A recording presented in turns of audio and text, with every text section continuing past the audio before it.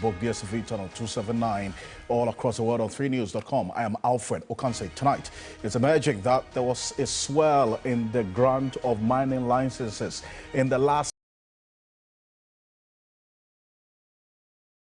8 years, raising concerns about the government's commitment to the fight against illegal mining. We explore the issue here on Ghana Tonight. Also, there's been a long-running battle between the opposition National Democratic Congress and the Electoral Commission of Ghana over the credibility of the voters' register. But are there really any questions about the register, and how should this impasse be resolved? What is the kind of audit that the NDC is asking for?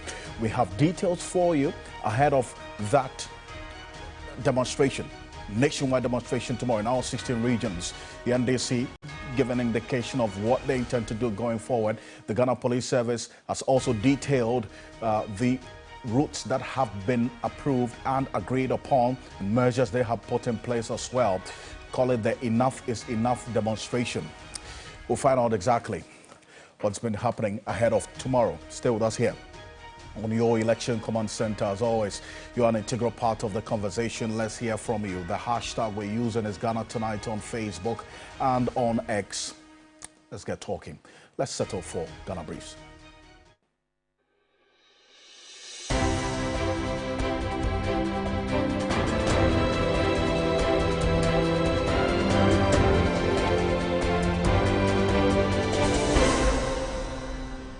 The Ghana Police Service says it has put in place all relevant security measures for the Enough is Enough demonstration organized by the National Democratic Congress.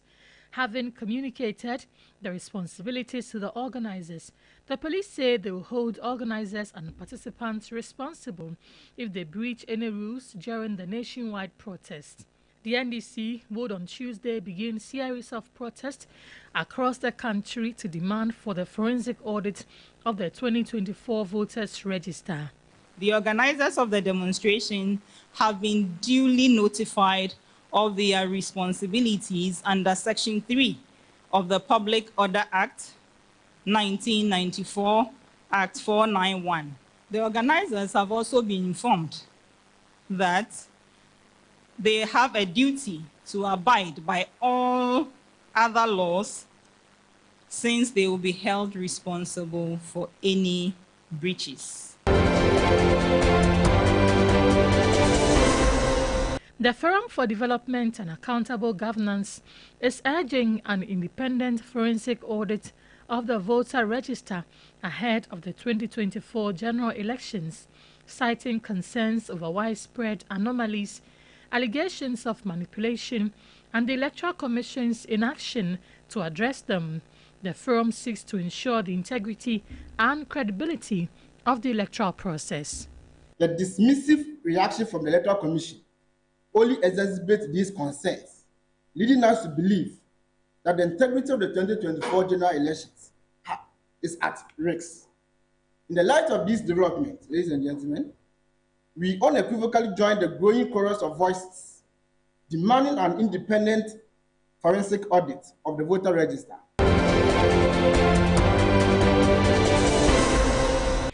The Institute of Economic Affairs says it will not compel any political party to participate in its presidential evening encounters and debates.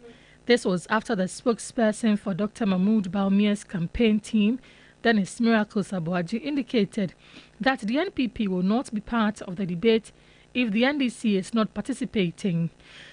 The IEA insists that the debate is to strengthen democracy and not duopoly.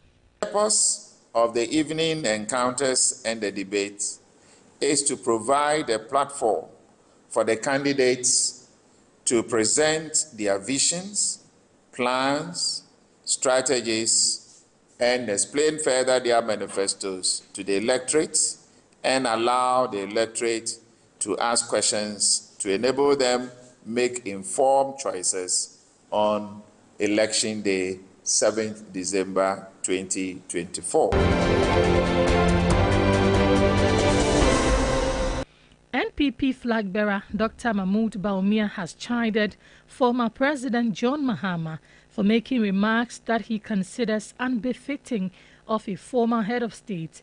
This comes after the NDC flag bearer criticized the clergy, traditional leaders and civil society organizations for not holding the NPP government accountable.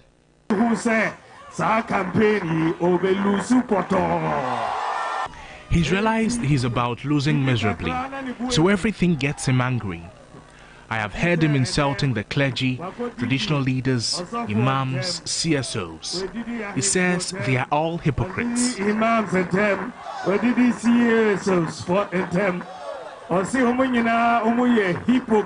Should such statements come from a former president? The flag bearer of the NDC says any individual who intends to foment trouble and chaos during the elections will face the wrath of Ghanaians. Speaking at Katamanso as part of the Greater Accra Regional Campaign, John Mahama expressed anger at comments deemed suggestive that the NPP government will not hand over power to the NDC if it wins the December polls. The people of Ghana are going to decide who their leaders are for the next 4 years. It is not in anybody's hand to say that when the people of Ghana have expressed their will, for that person to say we shan't hand over. You don't have that capacity to stand against the people of Ghana when they have said NDC has won the election and you say you won't hand over. My God.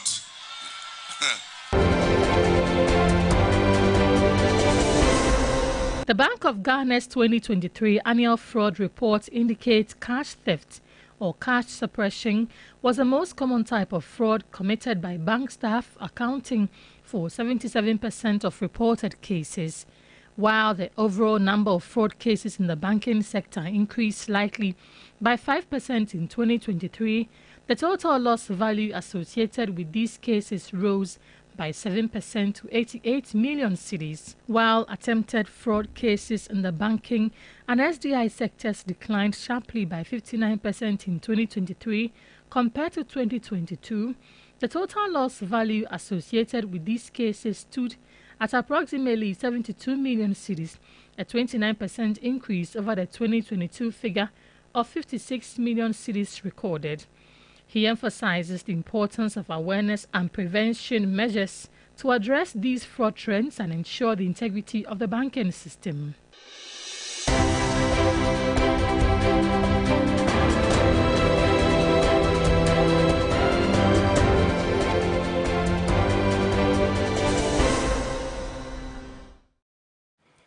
There's more news on 3news.com. Make some time and visit 3news.com. This is Ghana Tonight. Coming up next, to audit the voters' register or not? That's the question on the minds of many on the both sides of this particular conversation. We hear the arguments for and against this call by the NDC. But then again, we're clear in our minds what the party says it is going to do beginning tomorrow and also across all 16 regions of the country. We'll tell you exactly what the Ghana Police Service has also been saying ahead of that. But this is your election command center with some 83 days to election day, December 7.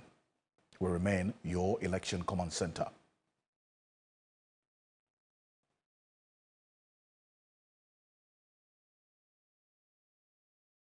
Let's get into it now. But key individuals and groups are making a strong case for an audit of the voters' register as demanded by the opposition United Democratic Congress, NDC, despite the Electoral Commission of Ghana being adamant to that particular call. But we're getting into this matter and having some notable persons who have also joined in the conversation and that call for an audit to be considered here on your election command center.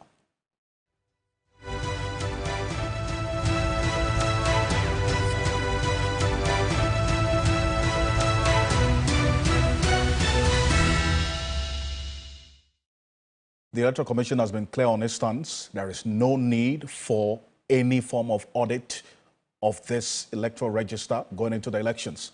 Here's Dr. Bosman Asari speaking to my colleague, Noble Cosby Anan, who is a deputy chair of the Electoral Commission. Take a look. When you talk about a forensic audit, it sends a signal that you have a massive bloat of the register, which we don't have. So as far as the commission is concerned, we think that there is no need for an audit. And you know, we gave the register to the parties in 2020.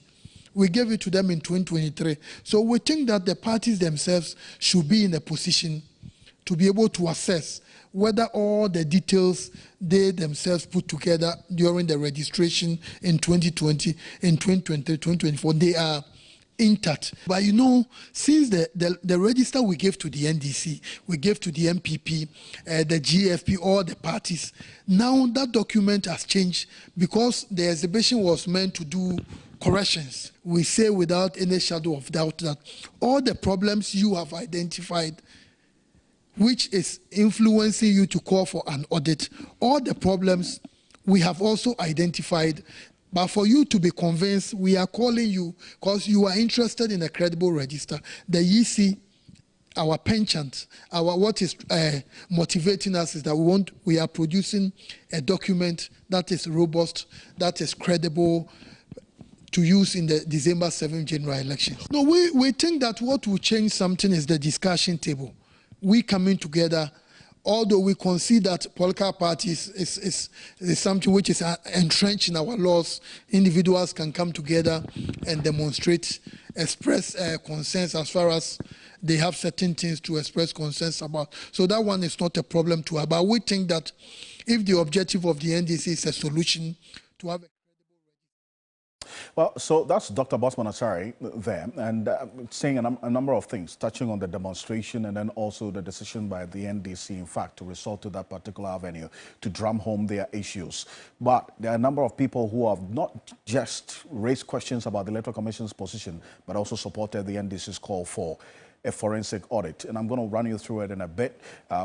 Professor Asare is a Center for Democratic Development CDD fellow, and then also the Dean of the UPSA Law School, Professor Kofi Abochi, have all joined in. The latest is from the Civic Forum Initiative. That's a group of CSOs, including the Institute for Democratic Governance, IDEC, who are asking the Electoral Commission to consider that call for an audit of the register.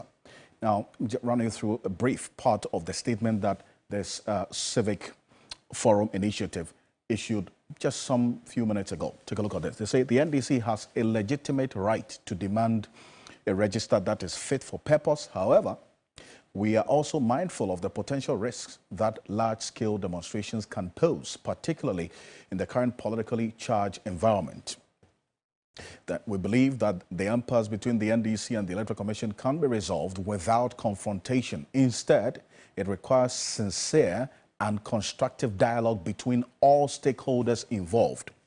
And finally, they make this proposal that the Electoral Commission commits to an independent audit of the final voters register once it is completed and in good time.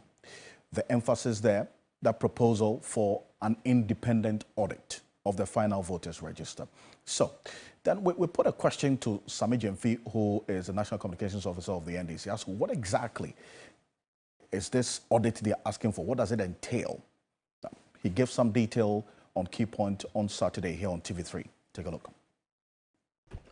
We are saying that because of what happened in the case of Pusiga, we must have a forensic audit. Let me demystify that term forensic audit. What are we talking about?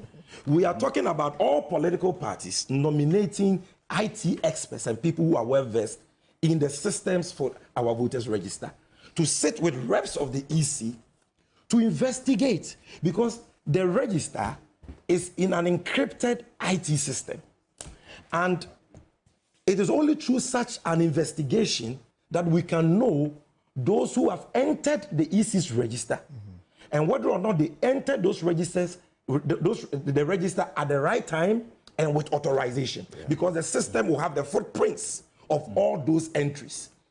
Every electoral management body must be interested in being a fair umpire that all stakeholders have confidence in. So it is in the interest of every electoral management body to be transparent so that stakeholders can have confidence in you. So that's Sami Jemfi there. And what are the issues the NDC is raising? They say some 3,957 voters who are on the 2023 voters register have been excluded, deleted from the 2024 provisional voters register. And the NDC has compared the 2023 voters register to the 2024 provisional voters register, and these were the preliminary findings. Also, that 2,094 voters transferred their voters in 2024, but their details are not contained in the 2024 absent list for their respective polling stations. This calls into question, they say, the legality, validity of the said transfers. Also, 243,000 voters who transferred their votes in 2020 have been added to the 2024 transfer list again, thereby making it difficult to ascertain the accurate number of voters 2024 transfers made to the affected polling stations. The 2024 provisional voters register and transfer list are therefore bloated. That's 243 they identified. And comparing the 2023 voters register to the 2024 provisional voters register, and the preliminary findings is what they put out there, including a number of issues. Well, let's say is a chairperson of this Civic Forum Initiative, also executive director of the Institute for Democratic Governance, IDEG. They're one of the signatories to this statement I just ran through. Dr. Akwete, thank you for joining us here on Ghana Tonight. First off, let me find out from you. Essentially, with all the things at play right now, the position the Electoral Commission has taken, and the questions and concerns the NDC has raised, you are also calling for an independent audit of the register to be considered by the Electoral Commission, correct?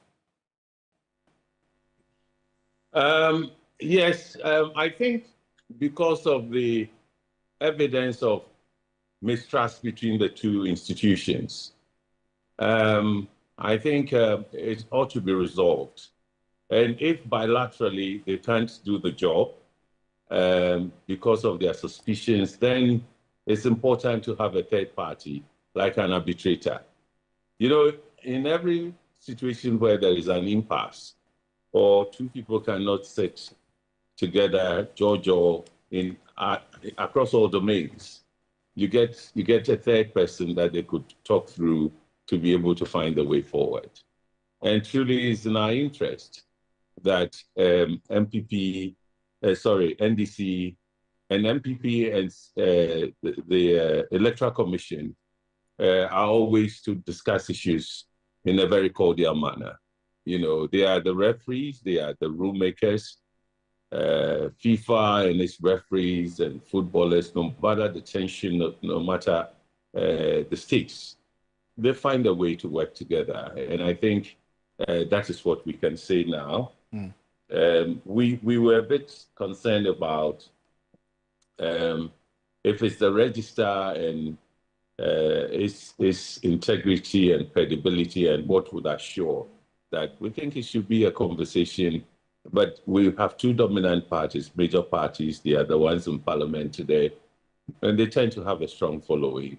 So when it got to the point where NDC would call us, mobilize citizens and its members on the street to put pressure for something to be done, we thought that we could also add our voice. This EC is the only thing we have. It's excelled. It's Africa honored, and it's worked across countries and really become the standard bearer, you know. And it ought to be, in a way, on the basis of what is achieved, confidently resolve some of these issues without us getting into situations that has potential danger. Nobody wants violence, but let's see how they will resolve this issue, and we move on. We've done incredibly well in sustaining our democracy electorally. So this is why we issued the statement, to show that it lies within their power, right, and within their hands and minds, right, to resolve issues that will still strengthen Ghana as the beacon of democracy in the sub-region, if not the whole. And rightly so. Dr. Akwete, and I'll kindly plead with you if you could sit back a bit for me, because I keep losing the part of your head. So sit back a bit for me so we continue. But essentially, I get the point that even for you, this civic forum call you make, the consideration of an independent audit of the register would boost confidence in the Electoral Commission itself and also the trust that you talk about for the Commission, is it not? I think there has been a precedent under Dr. Farijan, our distinguished first chair of the Commission in the Fourth Republic. And what he did eventually was to invite experts from outside the Commission to go through the register and the data they had. There was a private accounting firm, KPMG. I haven't referred to my notes. Was there, I think, government side, the audit service, and various other institutions came together when they went through these processes. That was 2008 elections. Again, it was NDC in opposition and fighting to come to power, and they saw problems with the data initially in Kumasi, over-bloated, and secondly, they raised issues across. Eventually, they did that, and it helped us go through the elections relatively peacefully. So it's not something they haven't done. There's precedent. And the Commission taps into a wealth of strategies and approaches to getting its work done to the cheers of everybody. So we felt that where mistrust is so deep and they cannot bilaterally resolve the issue, get a third party. Because in the case of 2008, yes, when the independent group that was appointed came up with results, both of them moved forward. So with that precedent, we have no basis whatsoever to get this, spilling out of our hands and creating a situation that we do not want in this year. And as you know, this is not a particularly good time for us to get into such disagreements and our supporters or supporters of parties misinterpreting what is happening and inciting violence. We don't need this. This can be resolved. And having a credible register is good. But dialogue sometimes has this content as well, where the parties will disagree. True. But arbitration helps. And if that could go forward, I believe that we would have laid one of the important conditions for a credible election, that there is peace. And the EC is respected and trusted, and so is the EC's relations with the parties, not just NDC. It's also instructive. MPP as well, and the other parties. Indeed. It's instructive that you make reference to precedents.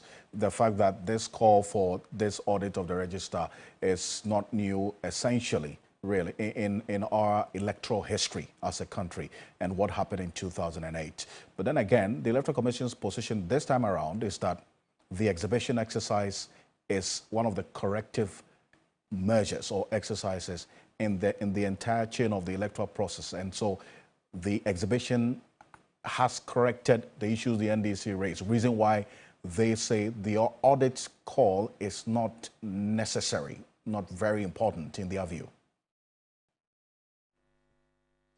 Well, if no issue has been raised by the party, the NDC, then that's fine. But it's a major party with a major following. And to call a nationwide strike, not only of their parties, but asking citizens to join to rectify something, simply means there's a breakdown in dialogue and confidence across the board. So that's what we are trying to promote, that they've worked for a long time, since 1992. We are in our 34th year. Okay, or 32, yes, 1992, now 20, yes. We are in the 32 years, and we should really look forward to some of these issues being managed within the institutional framework. IPAC is an innovation of the EC. It's now global, all of Africa. Let's look at the dialogue side of things too, no matter how difficult. There should be other mechanisms. And that's why I think that getting professionals, independent, qualified officials to sit and look at this objectively, because they are not going to contest elections. They don't have aspirations to be MPs or presidents, and so on and so forth. It's an option.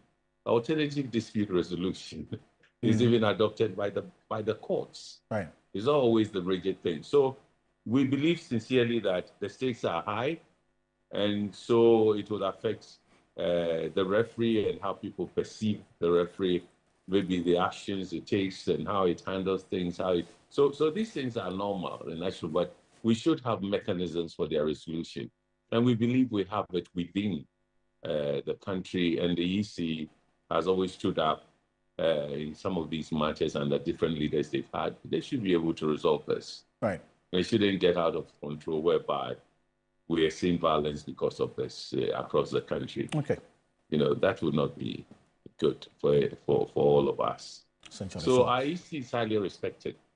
And our parties, there are many who also see our parties as, you know, a country with a history of coups and so on, now being so stable and having parties that, although we have two dominant ones, I think it's part of the evolution. But we've handled elections very well. And we think that this impasse must be resolved and can be resolved by bringing in the external. Indeed. And I do appreciate your time and your recommendations on this issue. And with your rich experience of your involvement in many ways in elections in this country, thank you for the diagnosis and the recommendations that you put, of course, in this Civic Forum initiative, which IDEC is a secretariat for as well. Dr. Emmanuel Akwete is Exec Director of the Institute for Democratic Governance, IDEC. Thank you for joining us here on Ghana Tonight. A number of people who have also been making that call for the consideration of an audit by the Electoral Commission. Let's take a look at this. That's Alan Kojo Chomanting, is the leader for the Movement for Change. Says this audit would only go to enhance the credibility of the commission. Forensic audit has to be done. He's not sure why there should be a resistance to that, because the Electoral Commission has indicated that they have responded to those comments. Also, Professor Kofi Abochi is the Dean of the UPSA Law School. He says whose mandate is rooted in perceptions of fairness and neutrality. It is in its own interest and that of Ghana that it dispels, not fight, allegations of a bloated register through an audit, as the Electoral Commission says. The EC's position on the request for an audit of the register is baffling and even troubling. For even if they deny the merit of the claims, audits by their nature confirm or refute allegations, and essentially making the point that for a constitutional body that has its mandate rooted in the perceptions of fairness and neutrality, it is in its own interest and that of Ghana that it dispels, not fight, allegations of a bloated register for that matter, and essentially making that point, and issues are coming up as well on this. But well, let's stay further on this matter. Coming up next on Ghana Tonight, the National Democratic Congress will tomorrow take to the streets across all 16 regions to register their displeasure about the Electoral Commission's handling of issues regarding the concerns they have raised about the voters' register that was exhibited and the issues identified by the NDC. Earlier today, the Ghana Police Service addressed the press, giving details of the measures that they have put in place across all 16 regions, the routes that have been agreed upon as well, ahead of that NDC nationwide Enough is Enough demonstration. Take a look.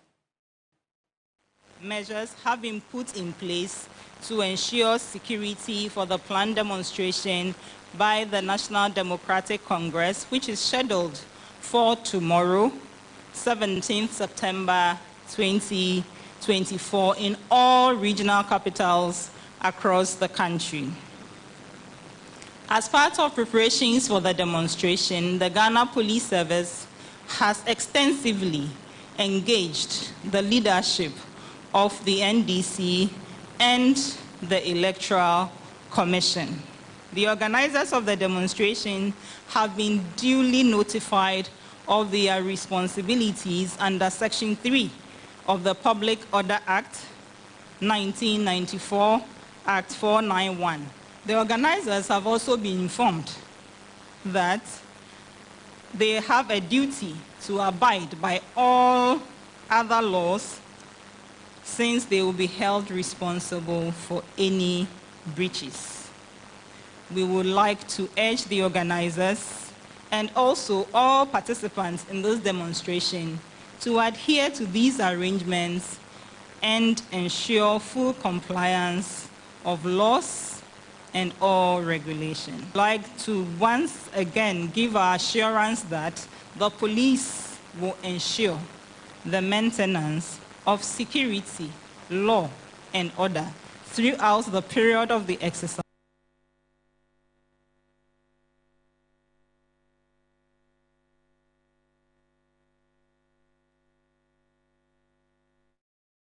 Well, that's ACP Grace Ansah-Krofi, the Director of Public Affairs of the Ghana Police Service, giving details of the measures put in place.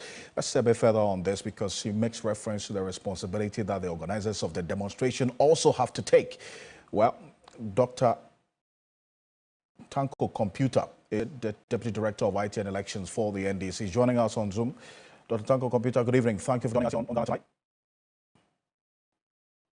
Let me say good evening to your cherished viewers.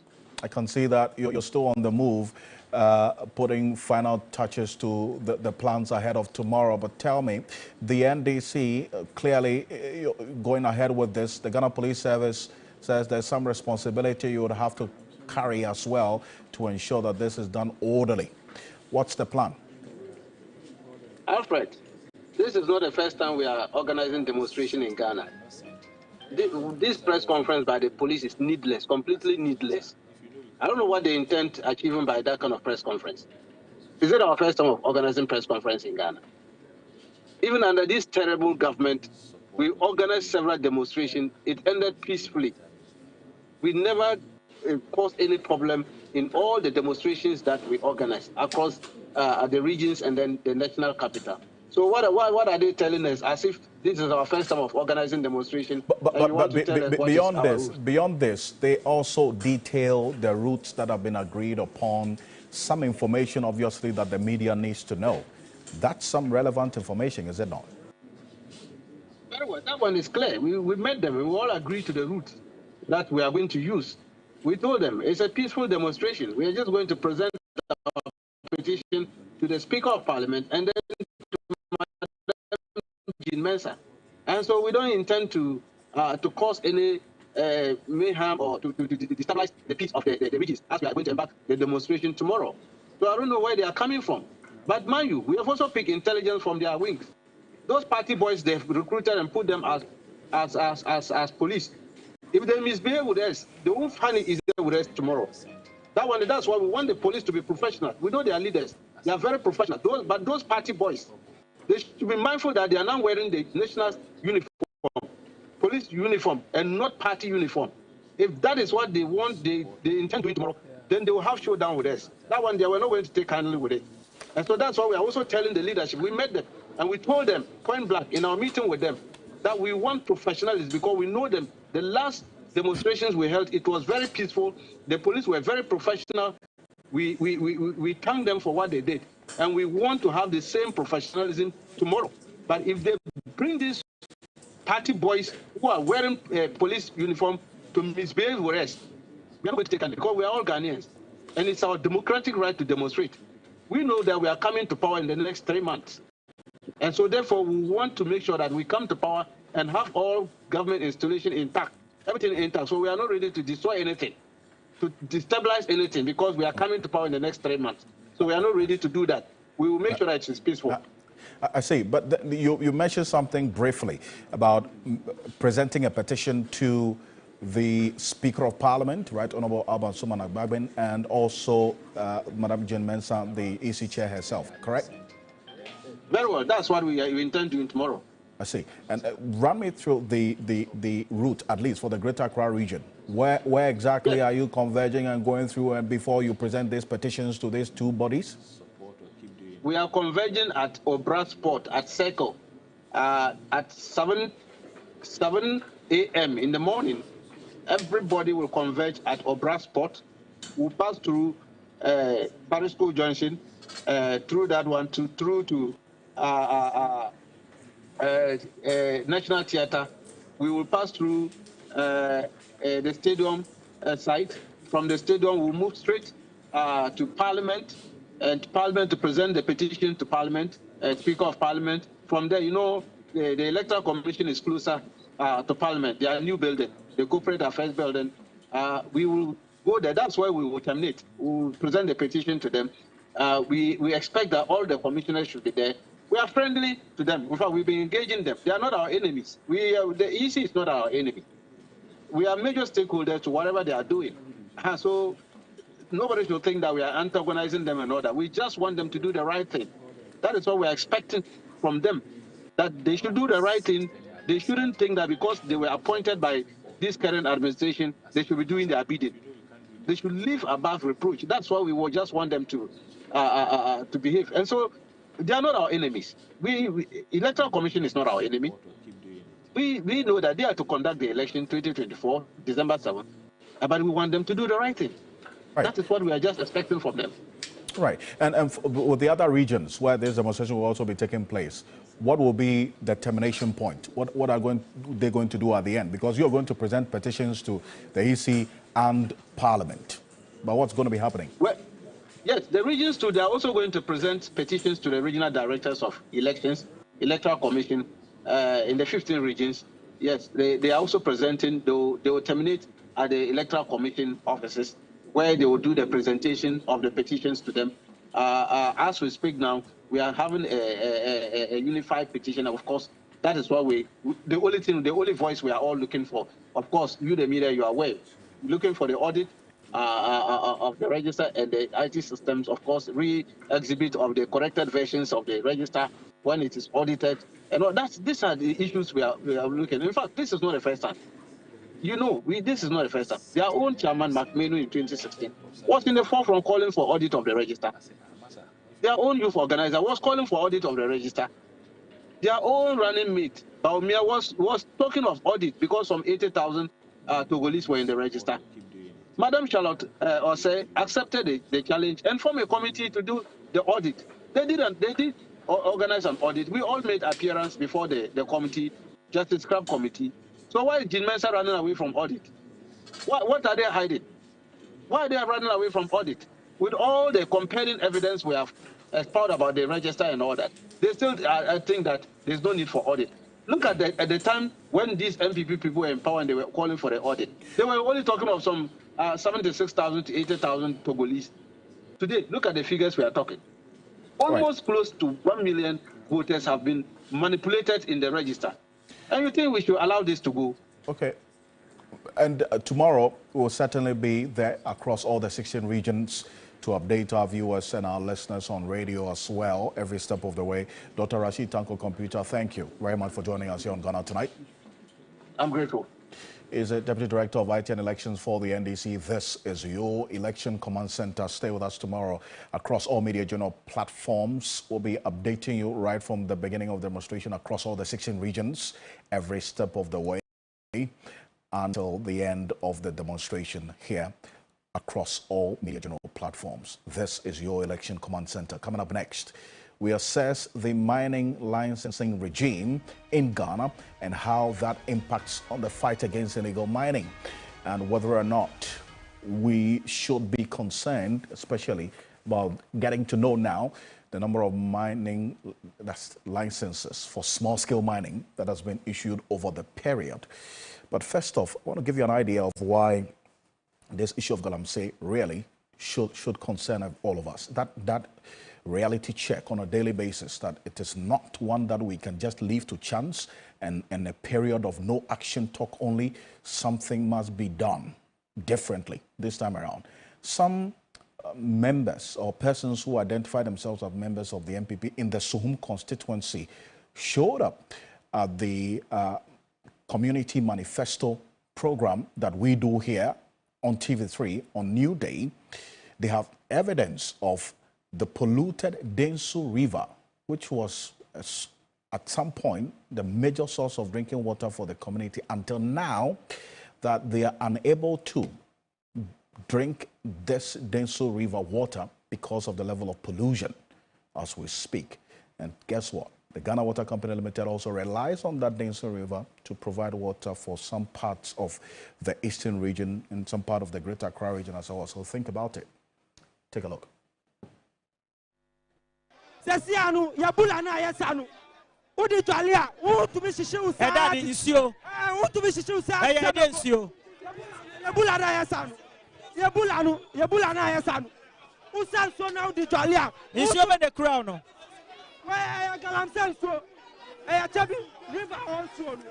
borehole, you get what do you get from the borehole? I don't understand. The thing is that when you bath with the water, you get it. You eat.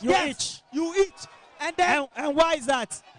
It's at Kobo Densusu. Why does that happen? Why do you itch when you bath with the borehole water? Yes, you do it for no reason, because maybe it is galamsey or any other thing else. Roland, we don't even mind this one, but I have condemned galamsey.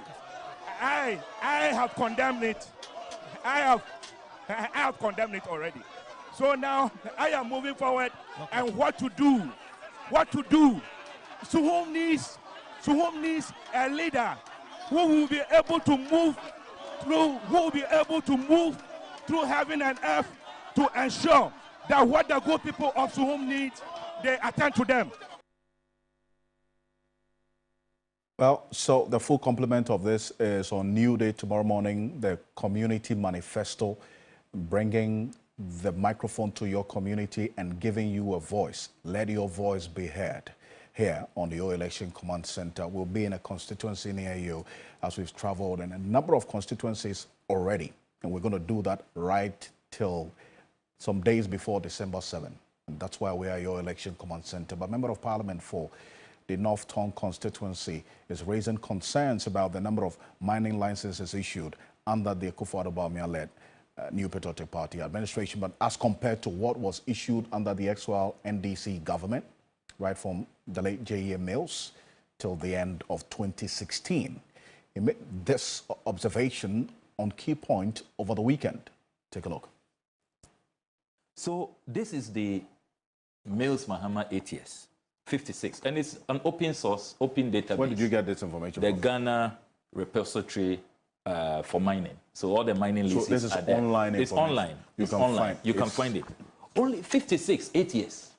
ATS Mills Mahama. 56. Publicly verifiable documents. Publicly verified. 56 mining leases. Then I decide to download President Akufo-Addo's own. I almost collapsed. Look at it. 1,503. Mining leases. Mining leases in just 7.5 years. Are you aware that as we are having this galamsey brouhaha now, the justifiable anger, outrage, upheaval, because we face an existential threat. What is happening is mass murder. They are driving all of us to the cemeteries. They are killing us. One would have thought that at least these licenses will be suspended. It is going on. I found out that on September 4, one day, they gave out 12 licenses. One day. The 4th of September. Between August and September this year, this last few weeks, last few days actually, they have given out 38 licenses. Look, in the midst of this uproar. Some look at the 12 black one here. So here's what we did. And this is something that I'll urge you, our viewers, to make some time, go online, look out for Ghana Mining Repository, because there's information that's there. And one of the things we're trying to do is to empower you, our viewers, as well, to get the most verifiable public documents that you can see. So this is it. In 2009, 3 licenses, 2009, and 3 licenses were issued as small-scale mining licenses. In 2010, 3. In 2011, 4. In 2012, 7. 2013, 5. 2014, 7. 2015, 4. 2016, 23. The total between 2009 and 2016, 56. That was the Mills Mahama administration, number of mining licenses issued. Then let's continue. In 2017, when the Akufo-Addo Bawumia administration assumed the reins of power, 5 licenses were issued. In 2018, 16, 2019, 84, 2020, 780, 2021, 43, 2022, 185, 2023, 240, and 2024 so far 150. That comes up to 1,503. That was what was put out by Samuel Okujeto Ablakwa, Member of Parliament for the North Tongue constituency, and that's where the concern is right now. But really, is there an issue with this huge numbers we're seeing, the increased numbers of these mining licenses issued within this period of this administration? Dr. Tony Obin is a former Chief Executive Officer of the Minerals Commission, and he is really a wealth of knowledge and experience in this mining industry. Dr. Obin, appreciate you. Thank you for staying up to join us here on Ghana Tonight. First of all, let's establish this. Is there a concern about the numbers we're seeing? Over 1,500 mining licenses issued over the last over 7.5 years, as against what was issued in the between 2009 and 2016? Yes, thank you very much for having me, and good evening or good morning to your cherished viewers. If you look at the statistics, it is quite strange because for about 5 years, very few licenses were granted.